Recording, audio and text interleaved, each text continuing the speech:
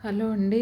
ఇది కొత్తగా మెచ్యూర్ అయిన పిల్లలకి నడుము బిగిసుకోవటానికి, వాళ్ళకి ఫ్యూచర్‌లో బ్యాక్ పెయిన్ రాకుండా చాలా యూజ్ అవుతదండి ఈ లడ్డు. ఇందులో నేను జొన్నలు, మినుములు, అవిసె గింజలు, రాగులు, మినుములు, పల్లీలు, నువ్వులు, పచ్చి శనగపప్పు, కొబ్బరి అవన్నీ వేశానండి.